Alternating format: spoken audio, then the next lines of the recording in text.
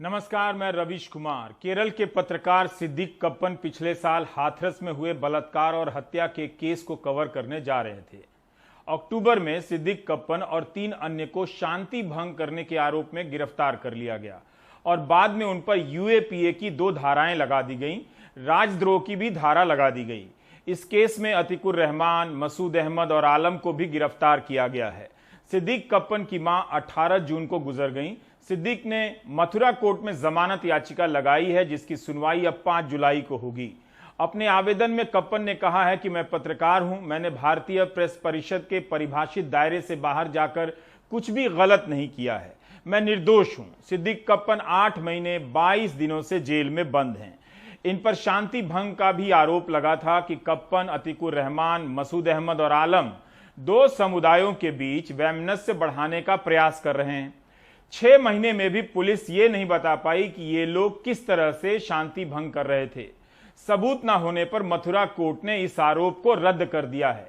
क्या अब भी आपको प्रमाण की जरूरत है कि किस तरह से यूएपीए का इस्तेमाल लोगों को, पत्रकारों को बिना जमानत के जेल में सड़ाने के लिए किया जा रहा है?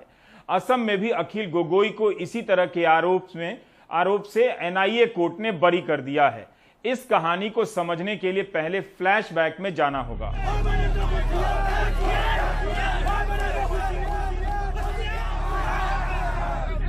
2019 के नवंबर, दिसंबर और 2020 की जनवरी, फरवरी में असम की यूनिवर्सिटी में आक्रोश फैल गया कि नागरिकता कानून के जरिए बांग्लादेश से आए हिंदुओं को नागरिकता दी जा रही है, जबकि उनकी लड़ाई इस बात को लेकर थी कि सभी विदेशी नागरिक, चाहे वे हिंदू हों या मुसलमान हों, असम से जाएं। असम के मूल निवासियों को लगा कि यह कानून सांप्रदायिक है। असम का प्रदर्शन अलग अलग कारणों से हिंसक हो उठा। मंत्रियों के घर पर भी हमले हुए। इस कारण प्रधानमंत्री मोदी और जापान के प्रधानमंत्री के बीच होने वाला शिखर सम्मेलन तक रद्द हो गया। लंबे समय तक गृहमंत्री भी असम का दौरा नहीं कर सके। देश के दूसरे हिस्सों में नागरिकता कानून के प्रदर्शन को उकसाने की बहुत कोशिश हुई। गोलियां चलवाई गईं, लेकिन आंदोलन शांतिपूर्ण रहा। उत्तर भारत और शेष भारत में यह आंदोलन संवैधानिक प्रदर्शन का नायाब उदाहरण बनता जा रहा था। भारत के किसी भी आंदोलन में इतने व्यापक पैमाने पर संविधान की प्रस्तावना का दैनिक पाठ नहीं किया गया होगा। उत्तर भारत का गोदी मीडिया इस आंदोलन को केवल मुसलमानों का बता रहा था, जबकि असम के आंदोलन के कारणों पर चुप्पी लगा गया। दिल्ली में चल रहे आंदोलन को भड़काने की कितनी कोशिशें हुई। शाहीन बाग के आंदोलन पर गोली चलाने की कोशिश हुई, उसे लेकर तरह तरह के भड़काऊ बयान दिए गए, लेकिन हिंसा नहीं हुई। आंदोलनकारी जानते थे कि हिंसा से उनका मकसद पूरा नहीं होने वाला है, इसलिए वे संविधान की प्रस्तावना का पाठ कर रहे थे। उनके आंदोलन का प्रतीक संविधान की किताब थी। वहां से कई किलोमीटर दूर पूर्वी दिल्ली के इलाके में दंगा होता है। दिल्ली में जो दंगा हुआ, उससे किसका मकसद पूरा हुआ, आप समझ सकते हैं। उस दंगे के बहाने जो गिरफ्तारियां हुई, उससे किसका मकसद पूरा हुआ? इस आंदोलन के खिलाफ गोली मारो के नारे लगाने वाले भी थे, जिनकी ना तो गिरफ्तारी हुई, ना यूएपीए लगाया गया। लेकिन हिंसा के बहाने उन छात्रों को गिरफ्तार कर लिया गया जो इस आंदोलन के समर्थक थे और प्रदर्शन में शामिल थे। उनमें से कईयों पर यूएपीए लगा दिया गया। दशकों हिंसक संघर्ष के बाद जिस असम के लिए नागरिकता कानून लाया गया, उस कानून के आने के बाद जब असम में पहला विधानसभा चुनाव हुआ, तो कानून लाने वाली बीजेपी ने घोषणा पत्र में इसका जिक्र तक नहीं किया। चुनावी भाषणों में इससे दूर रही।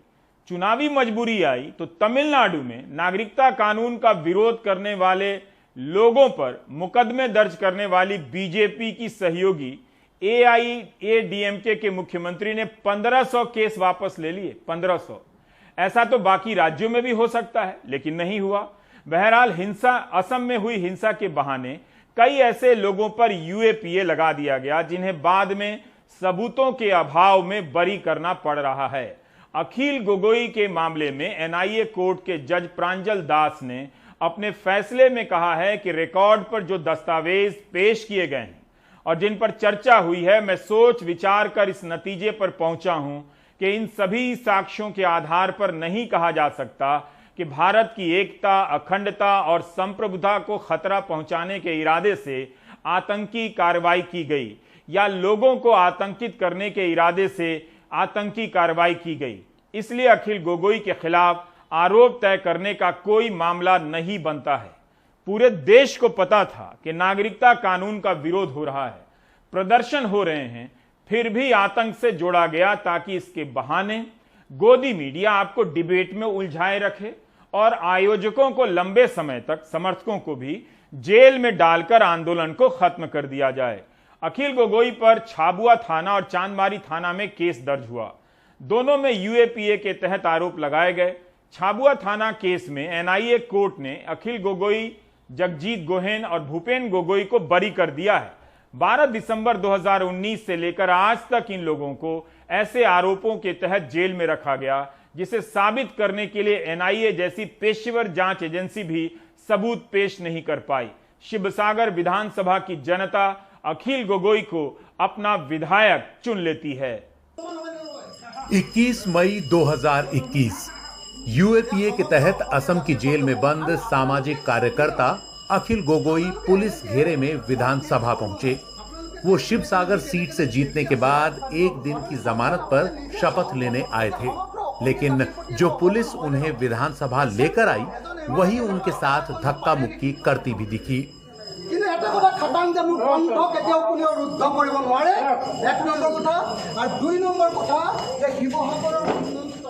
दिसंबर 2019 में राजद्रोह का आरोप लगाए जाने के बाद से यूएपीए के तहत अखिल गोगोई जेल में हैं।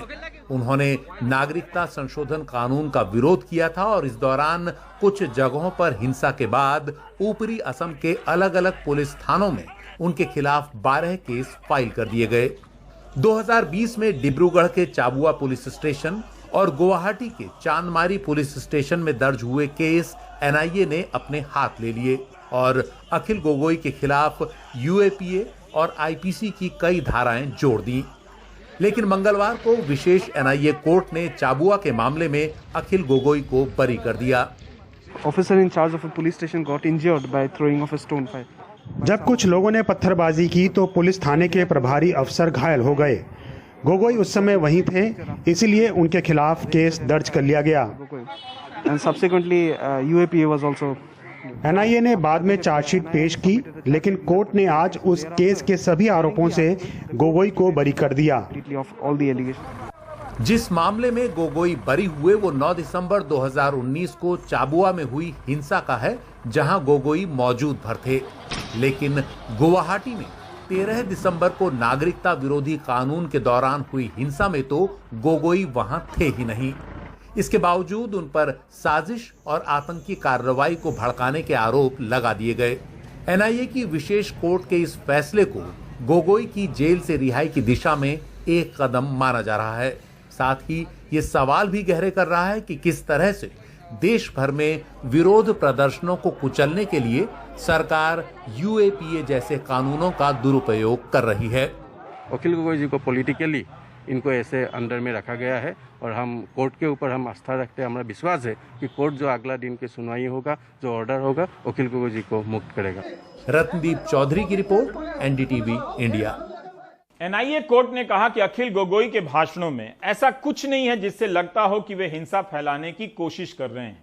इसी तरह अलीगढ़ मुस्लिम यूनिवर्सिटी के बाहर नागरिकता कानून के खिलाफ भाषण देने पर डॉक्टर कफील खान के खिलाफ एनएसए नेशनल सिक्योरिटी एक्ट लगा दिया गया, जिसके कारण 7 महीने 10 दिन जेल में रहे। इलाहाबाद हाई कोर्ट ने कहा कि उनके भाषण में भड़काने वाली बात कुछ भी नहीं है। नताशा नरवाल, देवांगना कालिता, आसिफ तन्हा को जमानत देते हुए दिल्ली हाई कोर्ट ने कहा कि शांतिपूर्ण तरीके से विरोध प्रदर्शन करना गैर कानूनी नहीं है और ना ही आतंकी कार्रवाई है। भड़काऊ भाषण और चक्का जाम करना ऐसे अपराध नहीं है कि unlawful activities prevention act UAPA की संगीन धाराएं लगा दी जाएं।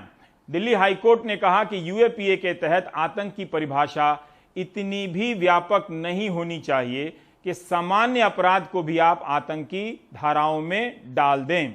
देश की अदालत कह रही है कि आतंक की परिभाषा फिर से तय की जाए। सरकार को याद नहीं है कि प्रधानमंत्री भी यही बात कहते रहे हैं, यहां नहीं दुनिया के मंच पर।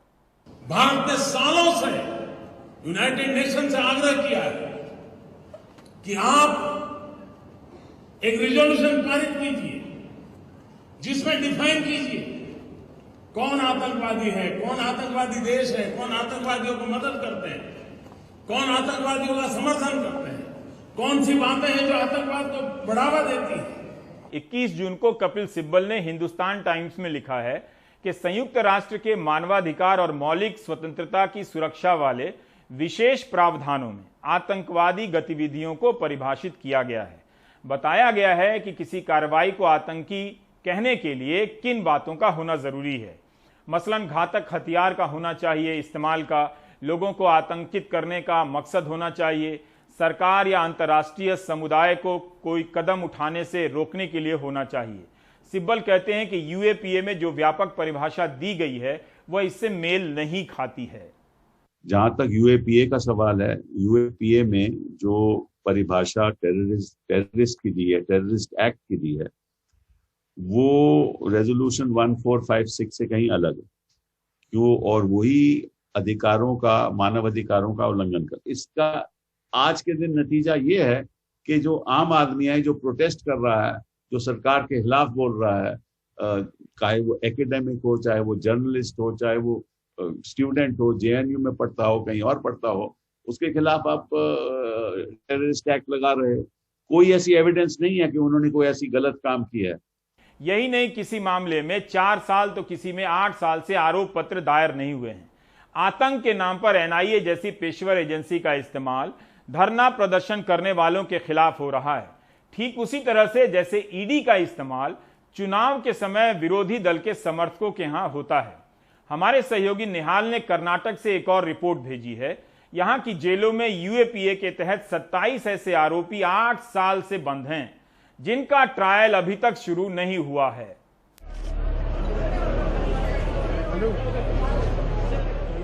17 अप्रैल 2013 की दोपहर बेंगलुरु में बीजेपी मुख्यालय के बाहर इतना तेज धमाका हुआ कि काफी दूर तक आवाज सुनाई दी। दफ्तर की सुरक्षा के लिए तैनात बस में बैठे 16 पुलिसकर्मियों समेत 18 लोग विस्फोट में घायल हो गए। इस धमाके की जांच हुई तो क्राइम ब्रांच ने 2013 से 2016 के बीच 27 लोगों को गिरफ्तार कर लिया। तभी से ये सभी 27 लोग सलाखों के पीछे हैं, क्योंकि इनके खिलाफ सख्त यूएपीए कानून लगाया गया है। चूंकि धमाके में किसी की मौत नहीं हुई, ऐसे में अधिकतम सजा 7 से 10 साल की ही हो सकती है, लेकिन सजा तो तब होगी जब पहले आरोप तय होंगे और कोर्ट में केस चलेगा।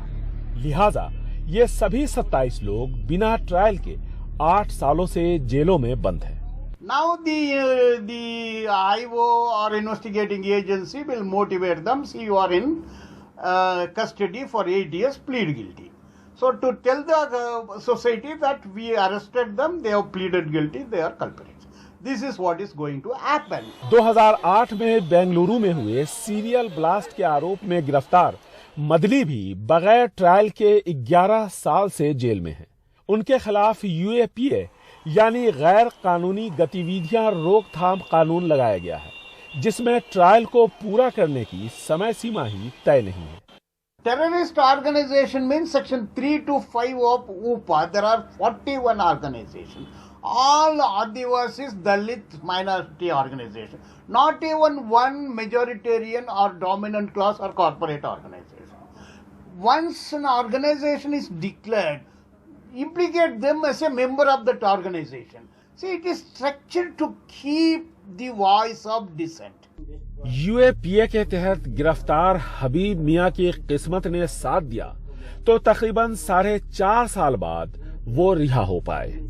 And as the High Court of Delhi pointed out, you cannot correlate instances which are normal law and order problems with instances which affect the defense of the country. Now, defense of the country has gone somewhere. They are using every opportunity to book a person under UAPA to settle political scores. UAPA के तहत एजेंसियों ने जिन्हें गिरफ्तार किया है, उनमें से कौन मुजरिम है और कौन नहीं, ये हम नहीं जानते। ये सिर्फ अदालत ही तय कर सकती है। लेकिन इसके लिए जरूरी है कि जिन्हें गिरफ्तार किया गया है, उनके खिलाफ पहले आरोप तय हों और तभी ट्रायल शुरू हो सकता है। लेकिन 1 दशक बीत जाने के बाद भी अगर आरोप तय नहीं किए जाते हैं, ट्रायल शुरू नहीं होता है, तो जाहिर है कि ऐसे में जांच एजेंसियों के साथ साथ न्यायिक प्रणाली पर भी सवाल उठाए जाएंगे। बेंगलुरु से कैमरामैन कुमार के साथ निहाल चिदवई, एनडीटीवी इंडिया। रिलायंस एनर्जी के लिए 20 साल तक काम करने वाले सैदुल सिंगा पांडा को 2018 में गिरफ्तार किया जाता है और यूएपीए लगा दिया जाता है कि वे आतंकी संगठन सीपीआई-एम के सदस्य हैं। सिंगा पांडा को किसी और की जगह गलती से गिरफ्तार कर लिया गया। लंबे समय तक जेल में रहने के बाद जमानत मिली है और इस पर बात करने के लिए हमारे साथ मौजूद हैं संविधान के विशेषज्ञ फैजान मुस्तफा साहब। फैजान साहब, दिल्ली हाई कोर्ट ने जो बहस शुरू की है कि आतंकवाद को परिभाषित करने की जरूरत है यूएपीए के तहत, हम यह भी जानना चाहेंगे कि सिब्बल साहब लिखते हैं कि संयुक्त राष्ट्र ने भी आतंकवाद को परिभाषित किया है, लेकिन वो यूएपीए की परिभाषा उसके सामने अस्पष्ट है। साथ ही सुप्रीम कोर्ट ने भी इतने सारे जजमेंट दिए हैं समय समय पर, इसकी कुछ परिभाषा या दायरे तो तय किए ही होंगे। रवीश, पूरी दुनिया में 100 से ज्यादा आतंकवाद की परिभाषाएं हैं।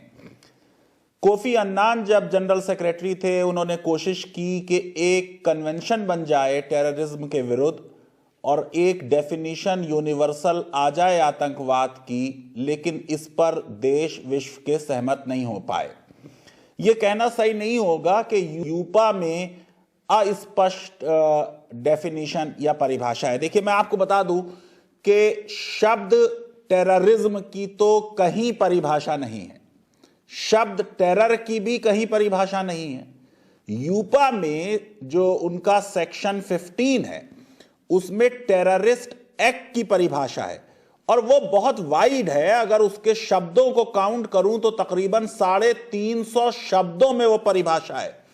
मैं आपको संक्षेप में बताता हूं कि अगर कोई भी आदमी जो है वो देश की unity, integrity, security, economic security, संप्रभुता, इस सब के विरुद्ध है, या वो टेरर स्ट्राइक करता है, या ना आतंक फैलाता है या आतंक फैला सकता है, किस चीज से, बम से, डायनामाइट से, अदर एक्सप्लोसिव सब्सटेंसेस से, पॉइजनस और नॉक्शियस गैसेस से, तो ये सब का सब आतंकवाद है। अब दिल्ली हाई कोर्ट और सुप्रीम कोर्ट एक बात बहुत दिन से कहते रहे, लेकिन ये कि ऐसे हालात हैं कि दिल्ली हाई कोर्ट ने वही लॉ बताया जो सुप्रीम कोर्ट जमाने से कह रही है, लेकिन क्योंकि हम उस लॉ को भूल गए थे, इसलिए हमें लग रहा है कोई नई बात कह दी। देखिए, दिल्ली हाई कोर्ट ये कह रही है कि सुप्रीम कोर्ट ए.के. रॉय के केस में कह चुकी है 1982 में कि जब भी किसी क्रिमिनल स्टैट्यूट की, क्रिमिनल लॉ की परिभाषा दी जाएगी तो उसकी नैरोएस्ट पॉसिबल परिभाषा होगी और यह देखना होगा कि संसद किसको सजा देना चाहता था। अब अगर संसद जो है ऑर्डिनरी क्रिमिनल्स को, ये छोटे मोटे चोर उचक्कों को नहीं सजा देना चाहता आतंकवादी की तरह, तो फिर पुलिस को यह अधिकार नहीं है कि वो उनके ऊपर यूपा या टाडा या पोटा लगाती रहे। यह अलग बात है कि इन सारे लॉस का इस्तेमाल होता रहा। दूसरी चीज, सुप्रीम कोर्ट ने भी यह बात कही और दिल्ली हाई कोर्ट ने भी कही कि किस चीज से आतंक होता है, कि भाई बम हो, कोई एक्सप्लोजन हो, कोई प्लेन हाईजैक कर लिया हो, इस तरीके की चीज होनी चाहिए। और फिर एक बात उन्होंने और खास ये कही कि अगर ये जो इतनी वाइड डेफिनेशन है जैसी कि है यूपा में, अगर इसको हमने नैरो नहीं किया तो फिर इसकी संवैधानिकता को अपहोल्ड करना बहुत मुश्किल होगा। यानी अगर इन लॉस को संवैधानिक मानना है तो फिर उसको बिल्कुल नैरोएस्ट पॉसिबल डेफिनेशन देनी होगी। रवीश, एक 30 सेकंड में लूंगा। राम मनोहर लोहिया के केस में सुप्रीम कोर्ट कह चुकी है कि 3 शब्द हैं, law and order, public order, security of state. ये 3 सर्किल्स हैं। सबसे बड़ा सर्किल लॉ एंड ऑर्डर का है, उसके अंदर पब्लिक ऑर्डर का सर्किल है और सबसे छोटा सिक्योरिटी ऑफ स्टेट का है। हो यह रहा है यूपा में कि हमारी पुलिस हर वायलेशन को सिक्योरिटी ऑफ स्टेट की वायलेशन समझती है, जबकि वो सिर्फ एक छोटी लॉ एंड ऑर्डर की या पब्लिक ऑर्डर की समस्या है। और आप देखिए, सुप्रीम कोर्ट पीयूसीएल के केस में, जिसमें पोटा की संवैधानिकता को चुनौती दी गई थी, आतंकवाद की परिभाषा देते हुए सुप्रीम कोर्ट ने कहा कि अगर संवैधानिक मूल्यों को पामाल किया जा रहा है, अगर धर्मनिरपेक्षता के फैब्रिक को बर्बाद किया जा रहा है और प्रिजुडिस और बाइगेटरी फैलाई जा रही है, तो यह आतंकवाद है। अगर यह परिभाषा आज लगाई जाएगी तो हमारे देश के बहुत बड़े बड़े पॉलिटिशियन जो है वो आतंकवाद की परिभाषा के दायरे में आ जाएंगे। तो इसका मतलब है कि समस्या अदालतों की दी गई परिभाषा में भी है, एक तरह से, कि जो सुप्रीम कोर्ट ने कहा है या फिर पहले की अदालतों ने जो कहा है। नहीं रवीश, क्या है कि हमने सुप्रीम कोर्ट के जो फैसले हैं उनको भुला दिया। हमारे जजेस ने, जो दिल्ली हाई कोर्ट के जज हैं जस्टिस अनूप, वो क्या कह रहे हैं? वो सुप्रीम कोर्ट के जजमेंट पे बेस्ड उनका जजमेंट है।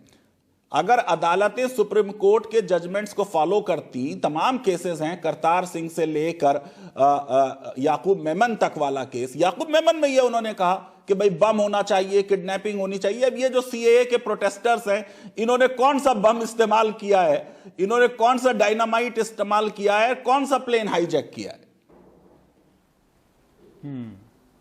तो ये यूएपीए में जो संशोधन किया गया, पहले क्या था और बाद में क्या जोड़ा गया? क्या बाद में इसलिए जोड़ा गया कि ऐसे प्रदर्शनकारियों को आतंक की धारा में पकड़ा जा सकता है? रवीश, देखिए, यूपा जो है ये तो 1967 का कानून है और इसमें सरकार किसी ऑर्गेनाइजेशन को डिक्लेयर करती थी अनलॉफुल। अब यह हुआ कि 2019 में जो अमेंडमेंट हुआ उसमें सरकार ने अपने पास यह अधिकार भी ले लिया कि वो किसी भी व्यक्ति को या किसी भी ऑर्गेनाइजेशन को आतंकवादी घोषित कर सकती है। अब इसका मतलब यह हुआ कि जो हमारे यहां शक्तियों का विभाजन है कि किसी को दोषी पाना जजेस का काम है, सरकार का काम नहीं है, वो हमने सेपरेशन ऑफ पावर्स को बिल्कुल वायलेट कर दिया और सरकार किसको आतंकवादी घोषित करेगी इसकी कोई गाइडलाइन नहीं है। इसका मतलब यह हुआ रवीश कि एक्यूज और कन्विक्ट, इसका अंतर देश में समाप्त हो गया। आमतौर से पहले यह होता था कि जब एक जज किसी के विरुद्ध चार्जेस फिक्स कर देता था तब हम उसको अभियुक्त कहते थे, और जब उसके ऊपर चार्जेस साबित हो जाएं और उसको अदालत दोषी मान ले तब हम उसको कहते थे कि भाई इसको सजा याफ्ता दोषी माना जाएगा। अब जो है वो डिफरेंस नहीं है, इसलिए क्योंकि किसी के ऊपर जैसे ही केस शुरू किया वैसे ही सरकार आपको आतंकवादी घोषित कर सकती है। तो फैजान साहब, इसका मतलब यह हुआ कि हाई कोर्ट के जजमेंट को जो सुप्रीम कोर्ट ने कहा है कि हम इसकी जांच करेंगे और ये भाषा ना भी हो, तो क्या इसका मतलब यह है कि इस कानून की संवैधानिकता पर बहस होनी चाहिए बड़े संविधान पीठ वाली बेंच के द्वारा? देखिए रवीश, ये जो टाडा वाला केस था और पोटा, ये दोनों की संवैधानिकता सुप्रीम कोर्ट अपहोल्ड कर चुकी है।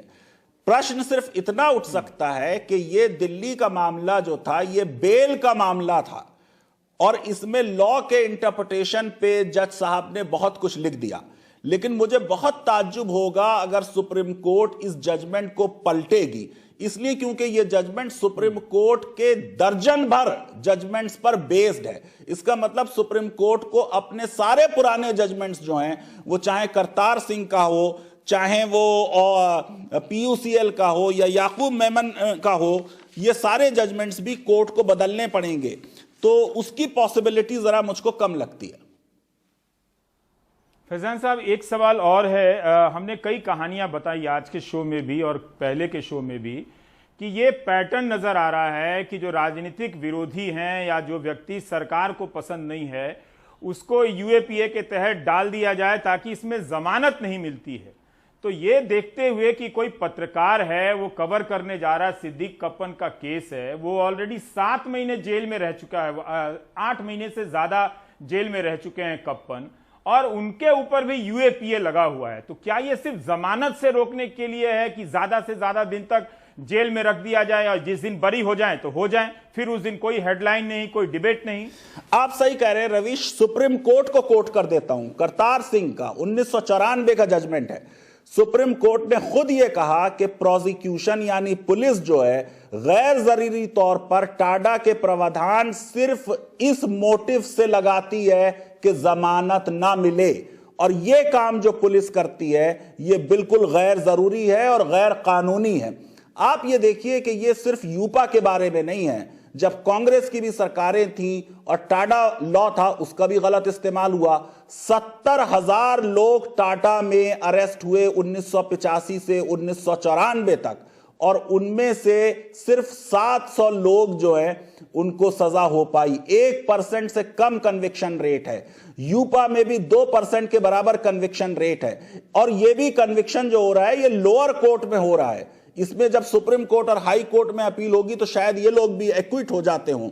तो बात बेसिकली ये है कि ये खराब रिकॉर्ड क्या बताता है कि ये कानून इस लायक नहीं है, या जांच एजेंसियां हमारी जो है वो सिर्फ लोगों को फंसाने के लायक हैं, आतंकवादियों को पकड़ने के लायक नहीं है? क्या साबित होता है? देखिए, दोनों बातें हैं रवीश। एक तो ये कि कानून से आतंकवाद समाप्त नहीं हो सकता। आतंकवाद को समाप्त करने के लिए समाज से अन्याय समाप्त करना होगा, गरीबी समाप्त करनी होगी, लैंड का सही डिस्ट्रीब्यूशन करना होगा। अगर किसी को यह नहीं लगता कि उसके साथ जुल्म नहीं हुआ, वो कभी भी सुसाइड बमर नहीं बन सकता।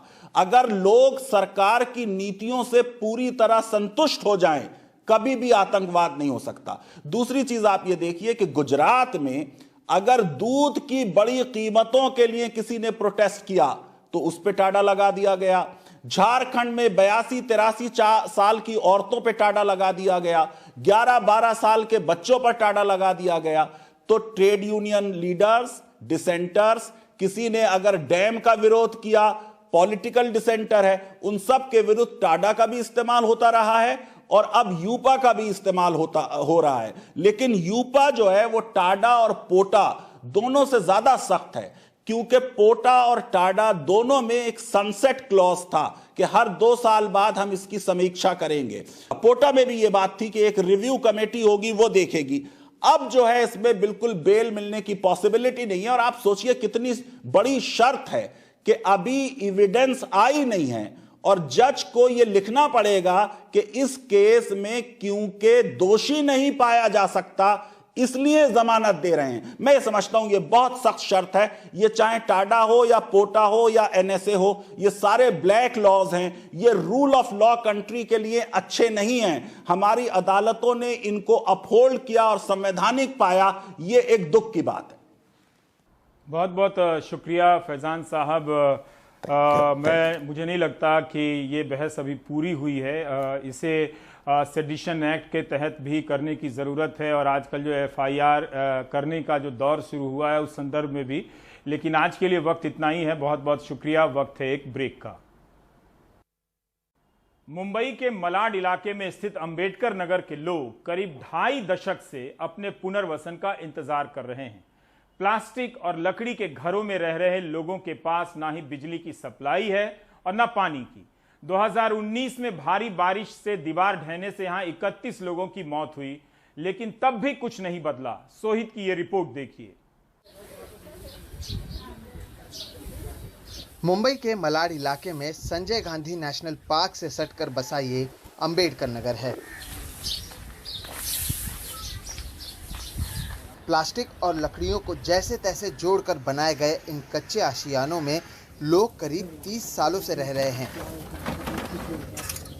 1997 में ही बॉम्बे हाईकोर्ट ने यहाँ के कुल 25,000 परिवारों को कहीं और बसाने का आदेश दिया था, लेकिन 2.5 दशक बाद भी करीब 13,000 परिवार यहीं पर रहने को मजबूर हैं, वो भी बिना किसी बुनियादी सुविधा के। 1 जुलाई 2019 की रात भारी बारिश के कारण यहाँ दीवार ढहने से 31 लोगों की मौत हुई थी। तब एक बार फिर इनके पुनर्वास का मुद्दा उठा, लेकिन हुआ कुछ नहीं। ऐसे में ये लोग तमाम खतरे उठाते हुए भी यहीं रहने को मजबूर हैं। कहाँ जाके रह सकते हैं सर? अभी पहले से यहाँ रहते आए हैं। हम यहाँ पर पैदा हुए, यहाँ से बड़े भी हो गए यहीं पर, इसी जगह पे, और हम लोग अभी जाएंगे कहाँ सर?